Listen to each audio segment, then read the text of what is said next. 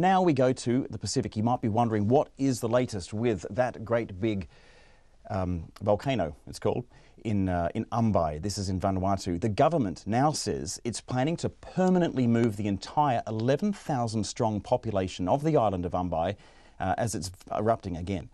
Ambae's Mount Lombenben erupted last September, prompting a mass evacuation of residents.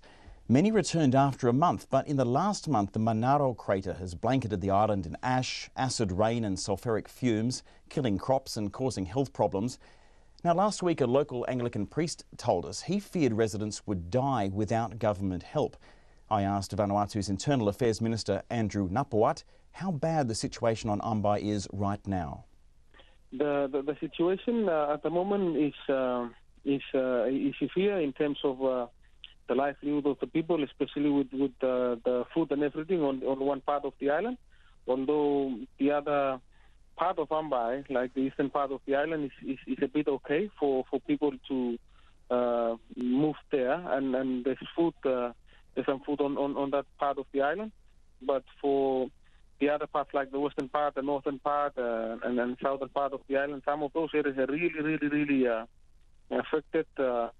There's no more food. Root crops have all died, and streams of river have all dried up, and so that's the situation. And they don't have water at the moment, which is why there are some relief supplies that were done by the government and its partners, and the people have been served with some relief supplies in terms of water.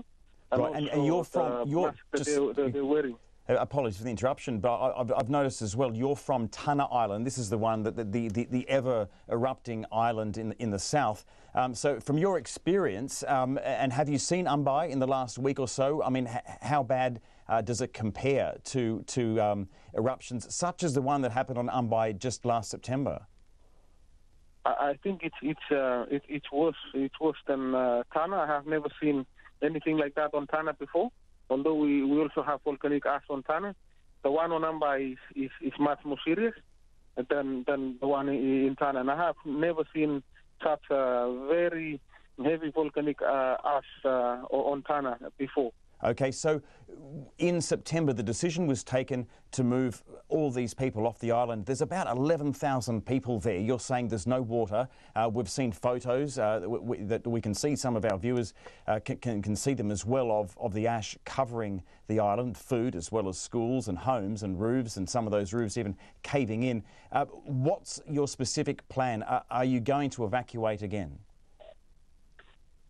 Yes, at the moment, when the government declared the state of emergency over Ambae, it gave 3 months to the relevant authorities like the National Disaster Management Office, police, and everyone to collaborate and develop an operational plan.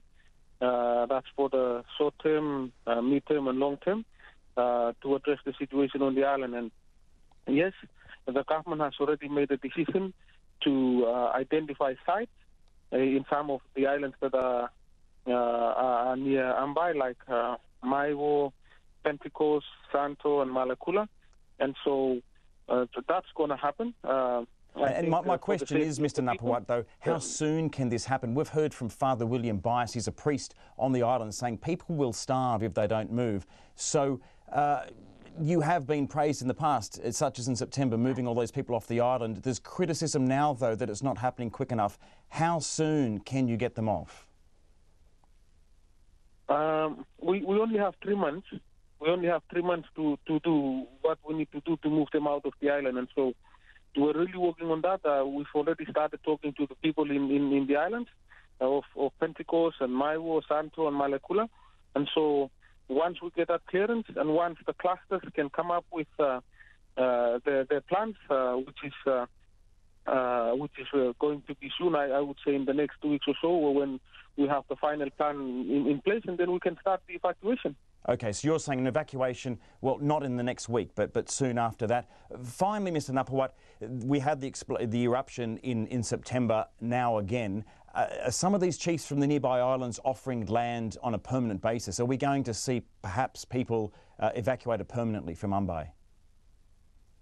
I think so, yes. They're going to be evacuated permanently. That's the safest thing to do, and we would encourage them to consider that. Although some of them might think that they would want to go back to Ambae, the safest thing to do, in the government's opinion, is for them to relocate permanently and decide on some of those islands. And as you know, the culture here